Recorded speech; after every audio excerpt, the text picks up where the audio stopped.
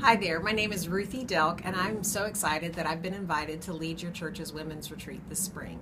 Now, I know what some of you are thinking. The first time you saw the announcement about the women's retreat in the bulletin or got an email about it, you were so excited, and maybe you even picked up the phone and called someone and asked them to be your roommate, and even now you're thinking about the snacks you want to bring on the retreat with you for the weekend.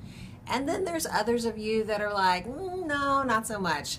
Going to a women's retreat sometimes feels like walking into a middle school cafeteria. I get that, and I know it feels awkward, and a lot of times we let our hesitancy keep us from going. And so I just want to encourage you and invite you, even though it might feel a little awkward and maybe you don't feel like you're as well connected as you want to be, please come anyways. There's something that happens when women from a church pull away for a weekend together, even if it's for 24 hours. And God shows up in a big way and begins to do a work in our heart that's new. And that's what I'm praying for this weekend, that God will begin to do something new in your heart and in my heart.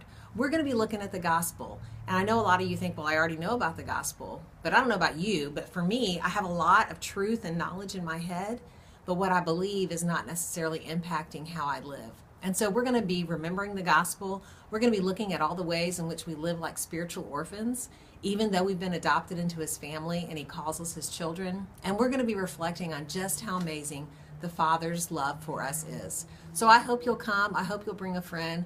I hope you'll come anyways, even if you don't want to. I know that takes a lot of courage, and I can't wait to get to know you and spend the weekend with your church.